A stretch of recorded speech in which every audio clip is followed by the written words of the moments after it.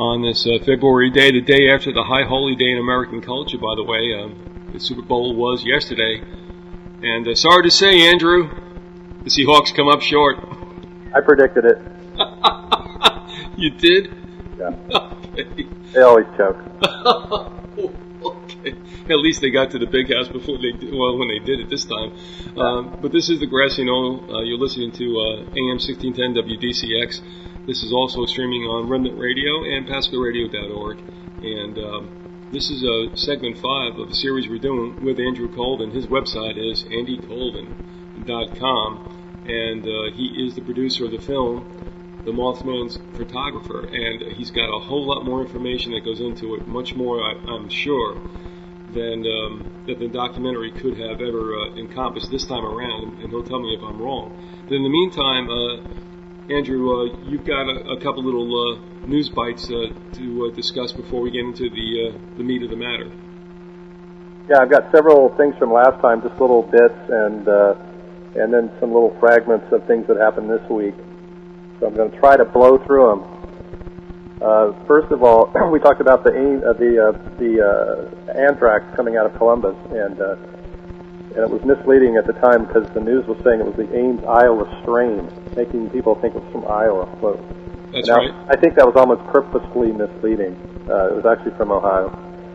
The book on the CIA and art connection was by Francis Saunders. It's called The Cultural Cold War.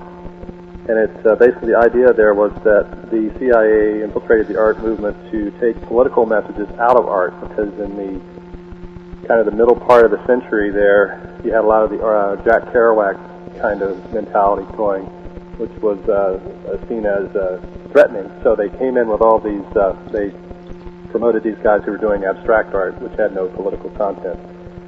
A note about the sniper, DC sniper. Okay. It's an interesting detail. The Bushmaster rifle, I don't know if a lot of people know this. We know about it here in Seattle because the rifle was from here.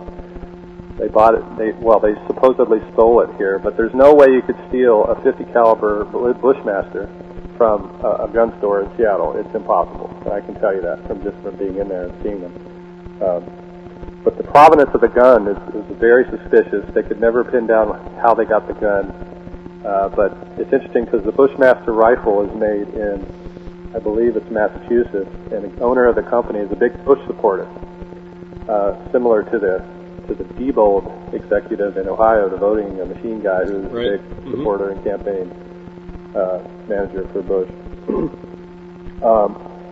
I don't think I brought this at all up anywhere, but before I forget, we had a lot of missing fetuses in my hometown when we were growing up. I've got lots of stories from women in the area who told me that they got pregnant and then the fetus just disappeared. And the doctors would just call it a miscarriage. Oh, all right, hold on. Okay, I got to stop you there. Did these women have aborted pregnancies or something like that, or are you saying that perhaps that the fetus was extracted from them? Who knows? We don't know what happened. We just know that they were sometimes 3 months pregnant. The fetus disappears, or they're in their mid second trimester. Even I think there was one. Holy mackerel! And this is very common in the UFO abduction world. We even had a woman who claims that she had a virgin birth. Okay.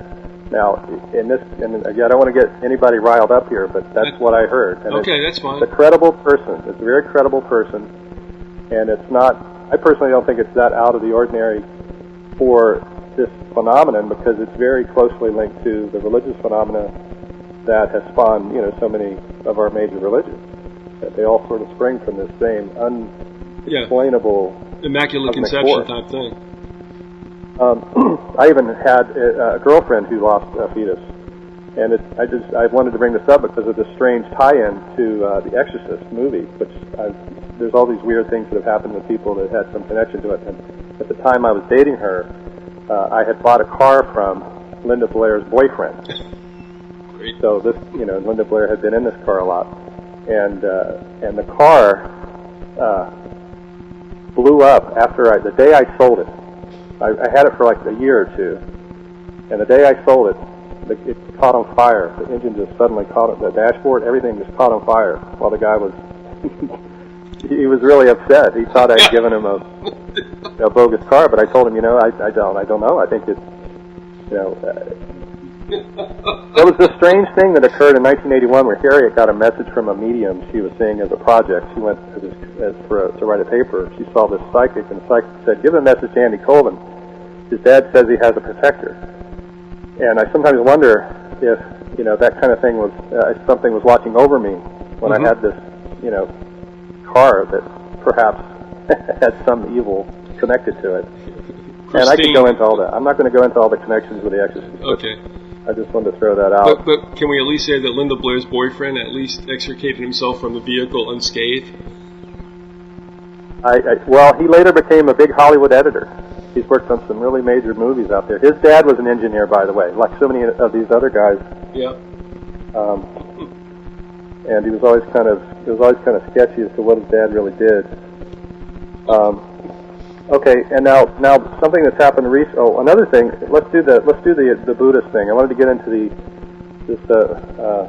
no, let me do the Swedish. Biz and I talked about a sort of program of what we could do here. Oh yeah, sure. No, that's right. We're going to do the Swedish. Let's do the Swedish. I've been listening to some old Keel talks, getting them ready to be transcribed and stuff. And there's lots of little things he said in there that are interesting. He was very interested in Sweden and what was going on there.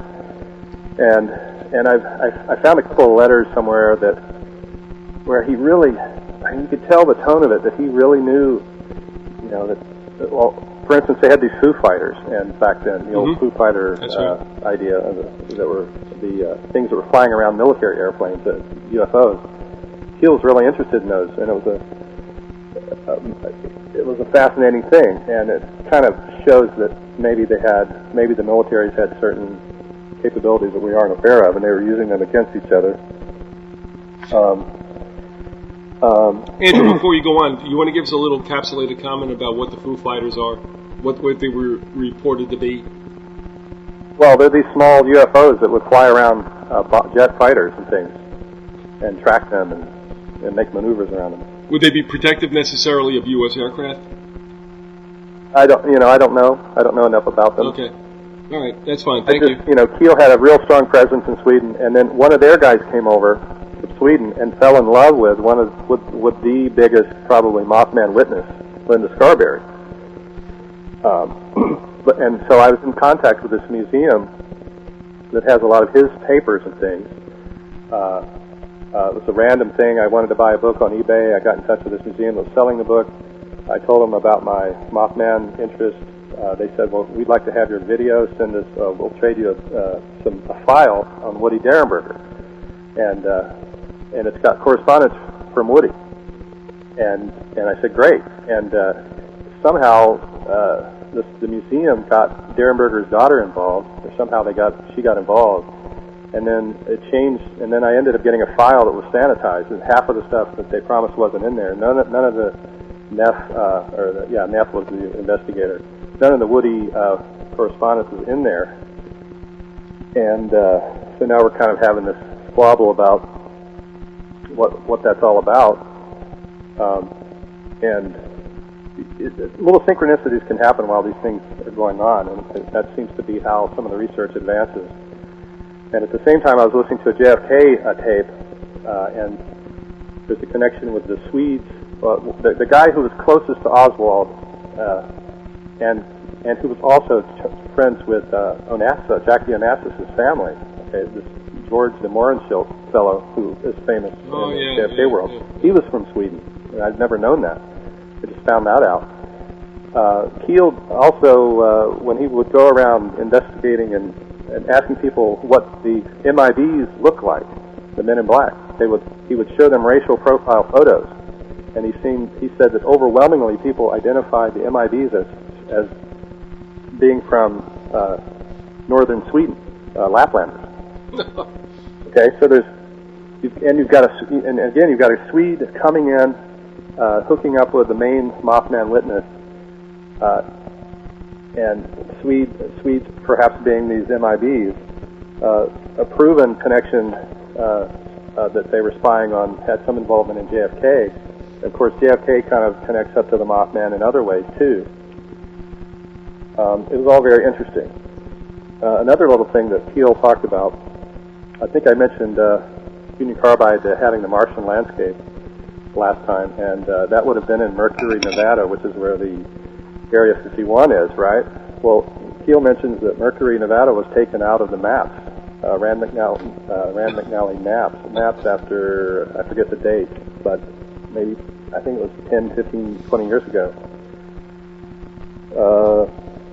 He was also talking about the Roswell incident, and he thinks it was a fugu balloon, which is these balloons that would float over from Japan and blow up. They were trying to just randomly kill people. Well, they use that, Andrew, they used that in World War II, right? Yeah, and some of them came over, some of them hung around, and didn't come down until 47. Or maybe they were still secretly letting them off, who knows, but these had, he started talking about a Union Carbide product in relation to these balloons. He was saying that these balloons had bakelite in them. It's an early form of plastic. And I just, like I say, I got this book on carbide, and that was one of their first products. That was their first big product, was this fake or early plastic. It was very brittle.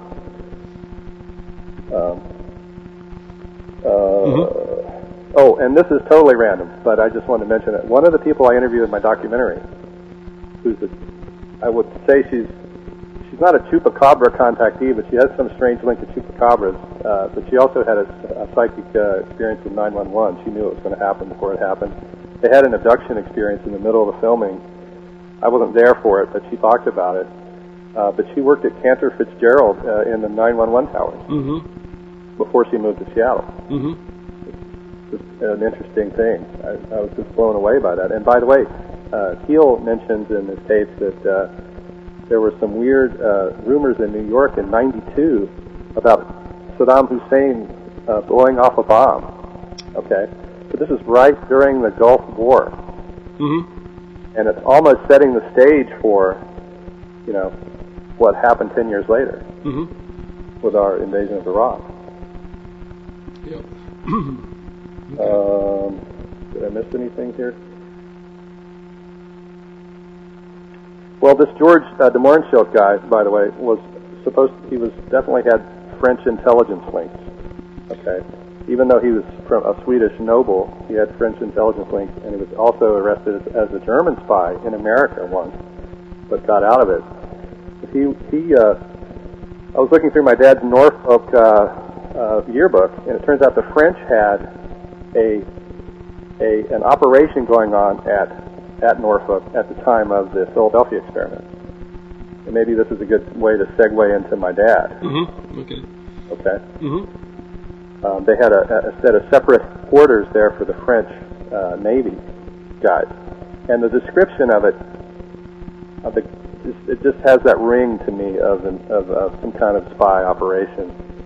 By the way, Woody Derenberger, when he was in the Air Force, worked in the Air Signal Corps, which is, I'm not saying he was a spy, but that's an area that, the guys certainly have to be, have some sort of clearances to deal with, signals, communication. And did I mention he worked at Union Carbide as well? I think you did, but I tell you what, it doesn't surprise us because everybody seems to be working at Union Carbide. Well, he just like Tad Jones, quit and became an appliance salesman. They have two guys there doing that, making that unusual switch, and then the guy, the carbide engineer who helped Keel investigate Tad Jones was an engineer at Carbide, and he probably knew my friend Tommy's dad, who was also an engineer at the Tech Center at Carbide. They have all these guys sort of in that Tech Center.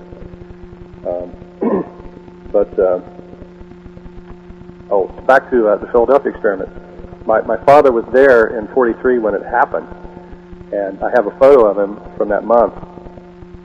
In D.C., he was on some kind of special assignment in D.C. I talked to my aunt a couple of weeks ago. She said he had definitely gone to Philadelphia at one point or another and been based there. And I have testimony from two fellows who had seen these men burning and disappearing in Charleston, right, at one of the chemical plants. I think I mentioned it in the first episode. Yeah, you did. You got some evidence that these guys were brought from Norfolk after the experiment to Charleston, worked in the plants, and some of them were blowing up and disappearing. They were catching on fire and disappearing. But the thing about my dad was, I didn't think there was much to it, other than the interesting fact that they probably brought these guys over en masse to watch them. But there's some strange connection to Montauk, and it all started with just a nightmare I had about my dad being in this chair and being really afraid and mentioning something about cancer. And this kind of ties in with the Frightwig Man too, because I feel that the Frightwig Man was I may not say his name. I kind of want people to buy the book, but Frightwig Man was probably injecting people with cancerous substances. And I feel like that dream was kind of a signal to me to sort of investigate that angle. But the chair is of interest, the chair that my dad was in, because I just recently found this out there, that Montauk, there was this thing called the chair, that they would set people in and they would like time travel. And I don't put a whole lot of stock in the guys that are selling books on Montauk, because the stories are just too wild. I found it interesting that this chair thing is an integral part of their story. And even then I thought, well, that's just a little coincidence, no biggie. But then I got a contact with an old friend from the early 80s who remembered an artwork, a piece of art I had done that had to do with my dad in a chair. And she said she had never forgotten that image because it was so frightening. And I couldn't remember doing the image at all. And I still don't really remember. I think I kind of maybe remember one. But did I talk about this woman at all? She had a Navy husband who had a very suspicious military history and some pedophilia and strange. No. He had lots of weapons, and she only was with him a year or two. No, I don't recall that, Andrew, but go ahead.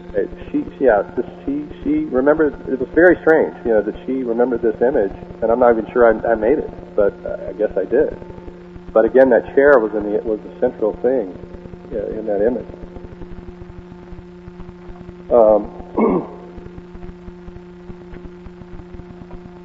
Now, regarding the cancer thing, with my dad, he got cancer about 3 years after the Mothman event, and was sent to Cleveland for care, which is kind of unusual. He recovered, they got it all out, but then he had an incident where he felt like he'd been jabbed in the middle of the night by somebody or something, and he got cancer in that spot. Where was he that he would have been possibly jabbed? Was he home? Was he on the road? Or? Well, it was at home. I personally think it's possible that they could have drugged us or put a gas into the house or something and maybe come in or just snuck in. I think it's possible because it was so unusual the way it happened. And he did get cancer right there in that spot. But that same year, there was a big push by Nixon to turn the Army Biochemical Warfare Division, which we've talked about before here, with some of the guys from Charleston being the head of that division. You have a guy from Charleston who was the head of it. You got Nixon, this is later though, Nixon coming in and saying, well, let's beef that area up and let's call it the Cancer Research Division. So you've got Nixon pumping a bunch of money in and saying, well, let's bring cancer into this biowarfare. And that was at Edgewood Arsenal and Aberdeen, I believe, in Maryland, which is where Harriet's family moved around the same time. But Frightwig, is a guy who definitely there's definite evidence out there that he had the knowledge of injecting people with cancer and had done so on prisoners. And it also links to some of the assassination teams that I've been talking about too. So he was definitely a scuzzy character, if you will, who would have had no qualms about doing something like that. And he may have been connected to an operation called Chaos. Did I mention Chaos before? You might have mentioned it, but we didn't do anything in depth about it. Chaos started in '67, around the time that these strikes were occurring at Carbide. Carbide had a strike in '66 in August, which lasted a few months. And so, the pressure was mounting as the Mothman sightings started. The companies were probably moving to quell the strike, or to make things happen so that the strikes would give in. And I think that's maybe is why Mothman started appearing at that time. Well, the Operation Chaos was a government op. Yes, and it started in Greece, actually. The model for it started in Greece. And there's European connections here all over the place. It started in Greece. The CIA and the Greek CIA were quelling the upper unrest in Greece. And then they brought that model back to the States and started using it against workers and students here. And it's my feeling, the timing of the events is just very suspicious. I actually think that they may have been, one of the things I got from a witness was that the Greek mob came into town at the time of the Mothman. So there's a connection. That's a signal to me that it probably was an Operation Chaos linked operation of some kind. All right. Well, first of all, can you explain a little bit of what the tenets would have been of an operation such as that of Chaos? I mean, what was the agenda? The agenda was to destabilize the peace movement primarily, and then make sure that peace movement didn't spread to the corporate world. In the Union Carbide book I have, there's a mention of this, and a claim. It's very odd the way they stated in the book that they claim that it didn't enter the plant, that the unrest over the war did not enter the gates of the plant. Okay, to me that says, well, it did enter the gates, and I know it did enter the gates of the plant because my dad told me it did. Okay. And he told me that there were guys talking about blowing up the plant. And there were Mothman witnesses who had visions of the plant blowing up. Why would they want to blow up the plant? Was Union Carbide necessarily purveyor of gas or any kind of weaponry? Oh yeah. They were at that time they were controlling the nuclear industry, nuclear power industry. They had leases from the Atomic Energy Commission to mine uranium, and I believe I talked about the uranium towns before. They were making triggers for missiles, a secret, like the proximity missile at the time was the hot item. They're a defense contractor. They do make, a lot of raw materials like plastics and those sorts of things, and chemicals that are used to make other things. But they also had involvements in military contracts. Is Union Carbide still a big manufacturer of weaponry, chemical or otherwise? I'm sure. Well, now they've kind of they changed the structure of the company in the '80s, and they dumped a lot of units, and then they merged with Dow. Oh, great! So Dow is now running the tech center, which has switched its sort of mission more to data processing, which tells you it might have something to do with data mining. And it's in the same state where they download the signal, so probably I think it's possible that they're dealing with that kind of thing. I don't know, can't say for sure. But again, they switch around units between themselves so much, it's hard to say who's doing what at any given moment. And I personally don't have the time to really to investigate that part of it. Yeah, well, that'll keep you running for a long time trying to track down the core of all this.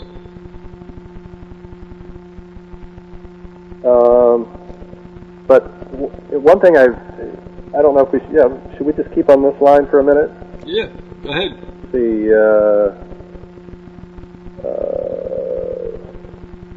Well, it's almost time to switch into Maddox. Either go into Maddox, the big Maddox mystery in Mothman lore, or go in or do a quick foray into the Buddhist, the Garuda attacks, the attacks on the Garuda line of reasoning, which is kind of a shorter thing. No, let's do that. The attacks on the Garuda. Well, yeah, it kind of ties into the thing about the Swedish museum. You know, the guy, you know, thinks that I think that there's a conspiracy there or something, and who knows if there. I mean, the fact that he's bringing that up is kind of interesting. But you sort of see in the East, you see attacks on bringing out the truth about the Garuda in both East and West. I guess that's my point. Mm-hmm. In the East, you see it very sharply in the Buddhist world, where there's a big schism between the Dalai Lama and Geshe Kelsang, who is Geshe Kelsang is from a line of the Buddha, of the Buddhist thought that goes back to the Buddha, and it relates to the Garuda directly. They believe the Garuda is a real deity. They they want to continue to believe that and propagate the idea and spread understanding. Dalai Lama doesn't. He believes it's a, quote, superstition. And, you know, the Dalai Lama, it's hard to fight the Dalai Lama these days because he's, you know, worked hard at bringing his message to the West.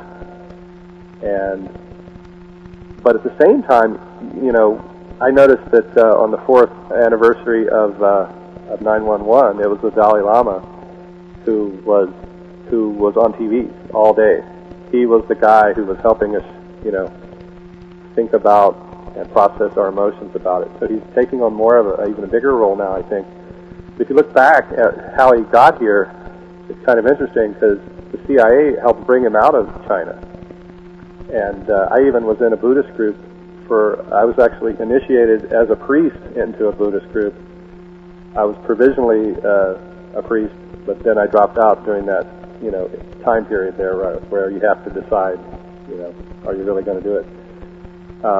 Because, you know, the group had this same kind of connection. The leader had been a guy who was in the Signal Corps in England, and he had decided out of the blue to go to Tibet and become a Buddhist. And he places himself right there on the border where all of the Dalai Lama's entourage are coming over the mountains. And he becomes their contact.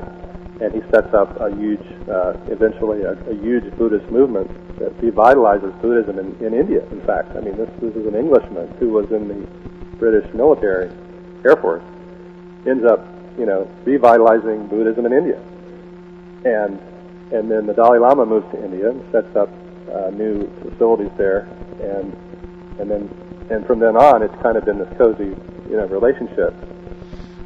And that's sort of the eastern part of it. Now in the West, just in my own personal experience trying to spread information about the Garuda teaching, I just get a lot of resistance. There's a lot of resistance to it. And part of it's from people tend to think Buddhism is a religion, like a competing religion with Christianity, but, you know, it's really not, because it's more of just a practice, spiritual practice, as opposed to a worship kind of thing. So on the various, there's a couple of major Mothman discussion lists that people go to, and they're both it's pretty hard to get through. One of them is really warming up to the Garuda teachings, and the other isn't. And I just wanted to, it's kind of rough at times. Okay. You want, and the one that is the most resistant is the local one. It's more a link to West Virginia, specifically. So, but we are making, I think we are making some progress, at least in the other group, which is called the New Mothman Group. If anyone is interested in going to it, there's a lot of discussion about conspiracies on there as well. So they're willing to look at the conspiracy angles, willing to look at the Garuda teachings, and actually make some progress in terms of finding out, you know, is Mothman really a benevolent or a neutral, at least, not negative, but a neutral or even benevolent cosmic force that's helping us figure out what's going on. Can you give us the URLs of those places where people could go? Well, would you just go to Yahoo and click on groups, Okay. and then search for New Mothman Group. It's one word. New Mothman Group. It's all run together. New Okay. Mothman Group. Okay. Yeah, they've been receptive. We had a big row about this. We did, I did have a big row with the moderator about the Christian. She doesn't like, she's Catholic and doesn't like the idea that the Garuda might be. There might be some relationship between the messianic aspects of the Garuda and the messianic aspects of Christ. But we worked through it, and there's actually a very vigorous discussion going on now about some other good topics, including 911. Well, the thing is, I don't know why Christians would get all, hackled up about somebody positing something about what they believe. Listen, understand, Andrew, if we're grounded in what we believe, and somebody else wants to come out and, portray something, that's fine. This whole, I don't like the whole idea of censorship. The thing is, I know what I believe in, and the listeners know what they believe in, and if somebody wants to come up and do something, fine. So when you tell me, that this individual was, all upset about this being introduced, it's like, well then, what, to me it smacks of insecurity on the behalf of the people who supposedly are grounded in what we believe is Jesus Christ. So, this stuff goes on, and you're not stepping on my toes whatsoever. It's like, okay, give us your deal. It's all right. If I can't take it, that's okay. You know what I'm saying? It's one thing I just forgot, and before we move on to Maddox, it's kind of interesting little detail.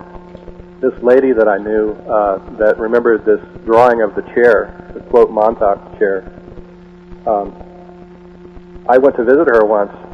Her mom was a beauty queen, just like my friend Tommy's mom was a beauty queen, and similar to what was her name, John Benet Ramsey's mother. Oh yeah, that's what I was thinking of. Beauty queen from West Virginia. Yep. My friend Tommy, the Mothman contactee, his mom was a Miss West Virginia. But I was going to visit this woman, and she, by the way, lives near a NASA. She happens to live near a NASA listening station out in Massachusetts. But it doesn't get any better, does it? Hold on the way, it was in 1982. We just happened to stop in New York, and oh, there's my dog. That's okay. Is he eating? We're on the way to New York to see her up there, and we stopped in New York, and we got involved in the anti-nuke parade, which was happening in '82. It was a huge, 750,000 people, and we got involved with carrying some of the stuff in the parade, and it was this huge white bird. I have a photo of it that's in the book, by the way, my book, Eye of the Garuda. We just laid it out. It's got over 300 images, and lots of little reference photos that relate to the stories of the things I'm talking about here. But this big white bird, and the image of it looks very Mothman-like, even though it's white. Some of the Mothman sightings were of a light gray color, so you can almost imagine it. But those kinds of little things, it made me feel that there was something to what she was saying about this chair idea. But let's move into Maddox. I want to at least touch on him. Do we have much time left? Oh, sure, we got plenty of time. That's not a problem. There's this name Maddox that comes up in the Mothman lore. There was somebody on the bridge named Maddox who was killed. At least a threatening message was left for Keel. It was something like, "Don't investigate this anymore, or you'll end up like the Maddox, like Colonel Maddox and his daughter." And then somewhere in another, but maybe it was in the 8th Tower, that Keel mentioned the name of Alvis Maddox, as being the name on the note. All right, now that's a real individual. That wasn't a nom de plume or a pseudonym. It turned out that there was a real Alvis Maddox, and he was involved in the JFK thing. He was a Dallas policeman, sheriff, who is noted for being with a key witness when that witness died. The witness was Buddy Walters, a policeman, Dallas policeman, who had picked up the extra bullet. Okay, it's a crucial turning point in the whole JFK investigation. There's this extra bullet. Buddy Walters was the guy who found it, and he never would change his story. He stuck to it. He's like, no, this was an extra bullet that was fired. And so this Albus Maddox turns out being on assignment with Walters, and then Walters dies investigating, like a drug dealer or something. And then Maddox gets a shot in the hand or something, or in the foot. The old shoot in the foot kind of thing. I mean, I don't know. I wasn't there, but other people have speculated about what really happened there. So that's one thing about Maddox. All right. What was Maddox's end? I mean, did he just die of natural causes later on, or? I don't know. I think he might still be alive. Okay, so in other words, nothing happened necessarily nefariously because of his involvement with the JFK situation. I don't know. I don't know. Okay, but we know that Walters died. Yeah. Mm-hmm. Yeah. Now, the Maddox name, is that curious for other reasons too? Well, I for a while I found, I was asking about it on the list once, and I believe it was Lauren Coleman, the Bigfoot investigator, who threw out a name of a Colonel Maddox who had been in Vietnam and had worked for Bell Helicopter after Vietnam. And I think he was in Laos or Cambodia, which kind of means he probably had something to do with the Phoenix program. And then working at Bell, there was a cell of people at Bell who are linked to the JFK assassination. There's Payne, Michael Payne, who was Oswald's landlord. Ruth Payne, who I've mentioned before in this program, her father was Arthur Young, the inventor of the helicopter. And Arthur had been involved in this invocation of the Nine, this alien craft, and knew all of these other guys that had been involved with making the black box technology for mind control, making implants, and that sort of thing. Well, when you talk about Bell, are we talking about Bell Telephone? Bell Helicopter. All right, it's the Bell Helicopter industry. Okay. Also, by the way, there's a serious connection between Ruth Payne and John Kerry. I think they're cousins. I think they're first cousins. And you might want to. I might have to eat my words on that, but I'm pretty sure they are. And the investigator who's really on that is Bruce Adamson. He's kind of a crazy character out in California who I think he was a postal guy who has spent all of his time and money, just investigating primarily George de Mohrenschildt and the Payne family, and he's bipartisan. He goes after Democrats and Republicans both. Well, but Maddox, there's that Maddox, which is kind of, at one time I thought maybe that the colonel was the father of Albus, because they were both from Dallas, sort of the Bedford area. Mm-hmm. By the way, I once was very close to a woman who lived in Bedford, who, that's a whole other story, but it interested me that I had actually had a connection to that little suburb where these guys, at least the colonel lived. Mm-hmm. And I kind of just wondered, it's very close to Dallas, just, right outside, so, but, I don't think there's a connection. Let's see. Well, you wouldn't have brought it up if you didn't think there might be something. Well, at one time I thought there was, okay. And who knows if there is, there may be, but another another Maddox name is linked to the Nine as well. Holly Maddox was the name of the woman who was supposedly murdered by Ira Einhorn, the Philadelphia labor political leftist scientist. All right, who fled to Europe after the supposed or the alleged murder, right? Right, and Einhorn in an interview said that he had worked on this black box technology, and he was really close to Puharich, so, Puharich was the implant guy. And they had access to all these silicon chips. They had a tie-in with the company that made the chips, with really small ones. They could do stuff with them. So there's a Maddox dying in relation to the Nine. perhaps was set up. It sounds like he was set up. Einhorn was set up. To me. All right. Okay. So he might not. Do we know what happened to that case? Was it ever adjudicated? Well, that's the funny thing. You never heard anything about it once they caught him, yeah. And that's sort of a giveaway, isn't it? Well, yeah, we do wonder when things disappear in the memory hole, and that's one of those cases that did such. Another Maddox is Charles Manson's mother. Her name was Maddox. Hold on. Is Manson's last name really Manson? No.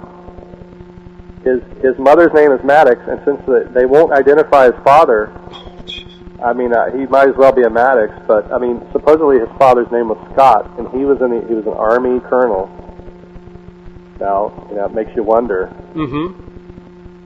Yeah, another Army colonel, but he was supposedly he was Colonel Scott, and they can identify the brother. This is the weird thing. They can identify the brother of the colonel, Darwin Scott, who got murdered in '68, perhaps by the Manson family. He was brutally slashed. It could have been Charles Watson, another Dallas police family guy, who was Manson's killer, right-hand man. Well, hold on. Wasn't Watson one of the members of the Manson gang?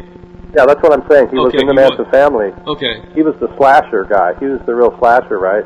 Well, Manson's uncle ends up slashed just like the Tate victims, right? There's lots of victims of ancillary victims in the Manson case that have never been talked about in the media. Okay, and this guy died right there on the border of Ohio and Kentucky, right? 30 miles from Port Pleasant or less. Right. And that's where Lavinda kind of gets his idea that he thought Manson was from Ashland, but Manson was more from Charleston, I think. All right, who was the individual who was killed in proximity to Point Pleasant? Darwin Scott. All right, Scott was slashed. Yeah, and supposedly he's Manson's uncle, but yet we never hear the name of the father. If they know the brothers, if they know the uncle's name, why don't we know the first name of the father? I think it's very suspicious. Well, that gives rise to the whole thing. And I mean, again, that the Manson family was also used, if I'm correct, in certain hits on Gerald Ford. Well, certainly, again, we know that Manson knew Sarah Jane Moore from way back. All right. And we know, of course, Manson and Squeaky were lovers. From, yeah. So, I mean, maybe Manson and who knows? I mean, but yeah, definitely. I mean, Manson was being used for all kinds of things, and he was a police informer, and he got credit cards all along, financing things, and no one quite knows, what that was all about. Well, he got help. He got lots of help doing what he did, and then of course Watson was probably behind a lot of that. A lot of setting Manson up to take the fall. Was Watson's nickname Tex? Is that? Yeah. I remember that correctly. Okay.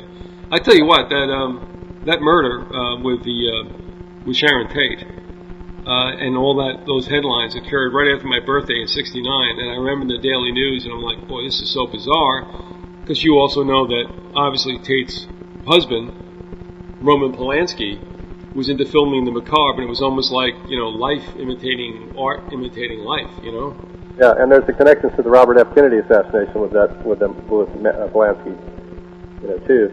And I know the first cousin of Sharon Tate. He was in the band I was in. He's one of the oil kids I was talking about earlier.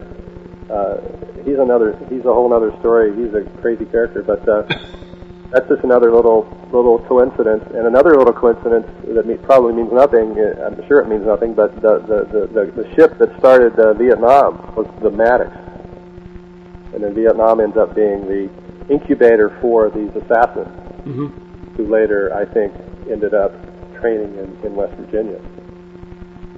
Now, was there a camp in West Virginia? I mean, I think there were. Yeah, we have witnesses at least on a discussion list saying they saw men doing paramilitary training in the TNT area, where you had all of these bunkers, where anything could have been stored, hundreds of these bunkers.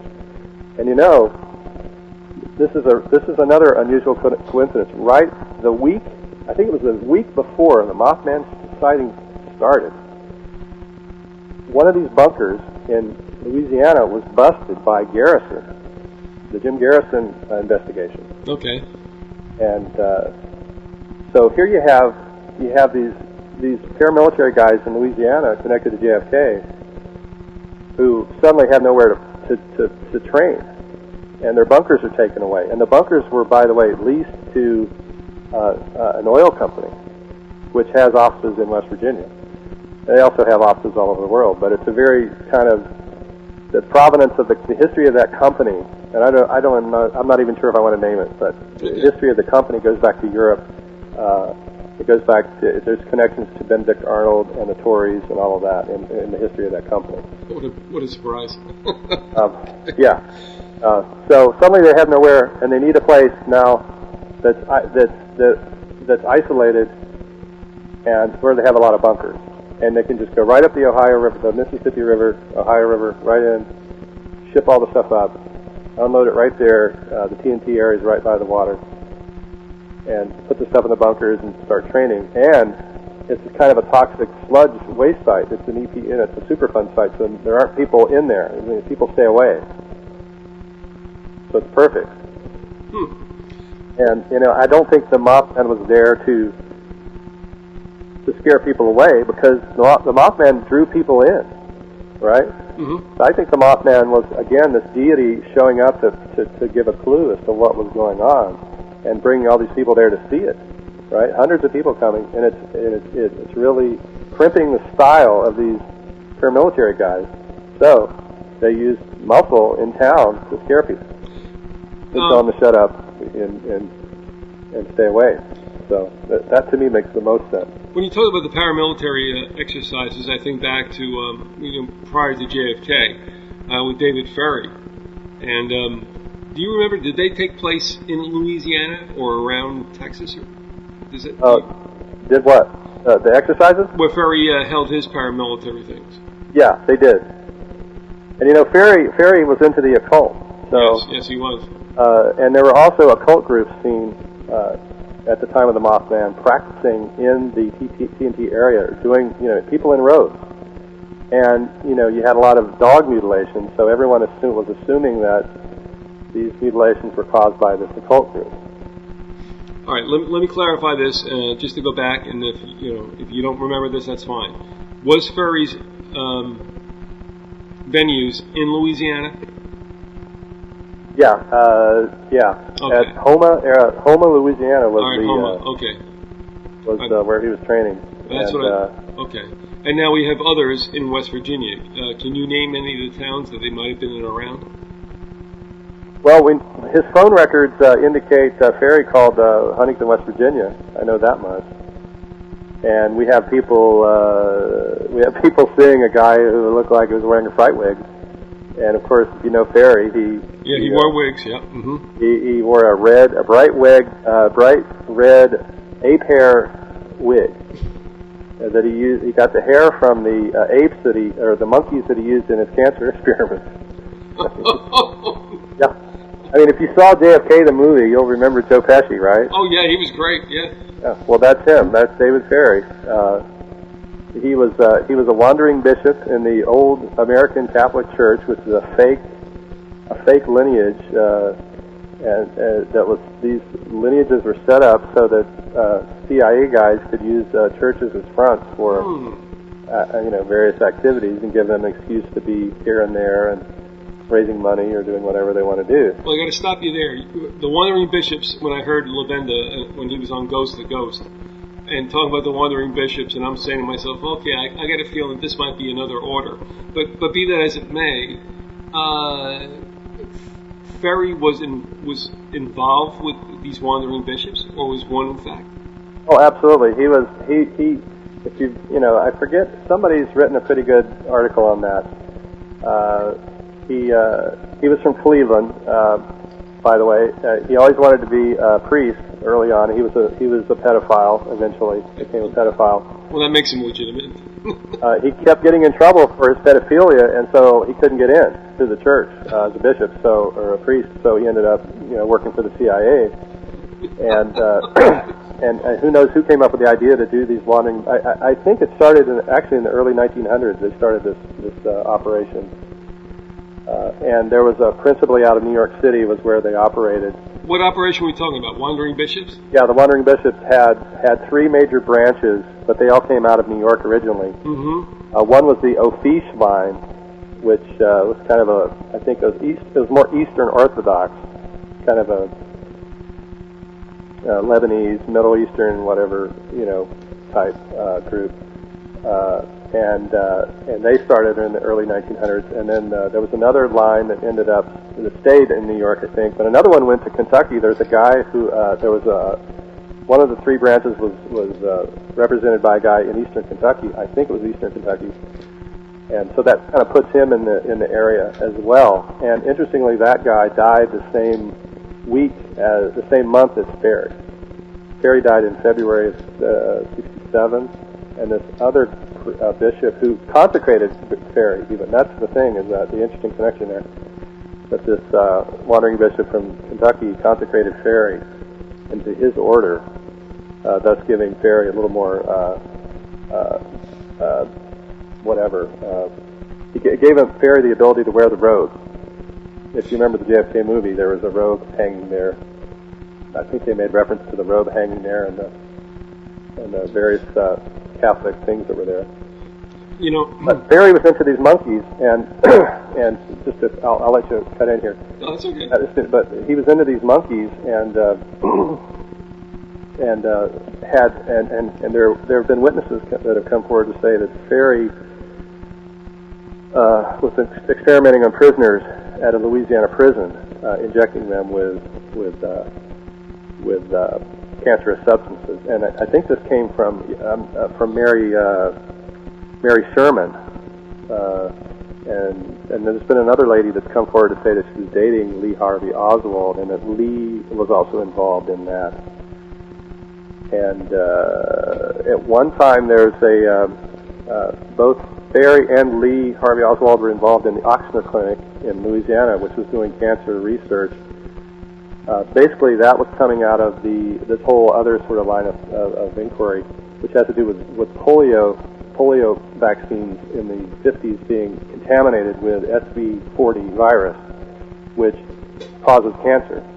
Yep. So all the early polio vaccines had a cancer-causing agent in them, and this was covered up. It was a really big scandal. Ochsner was behind it. He was the polio vaccines spokesman, and he even injected his own grandchildren, and they got polio, and I think one of them died. But Ochsner set up this big clinic and a lot of people think it was set up to try to find the answer, try to find out how can we reverse what we've done with these contaminated vaccines.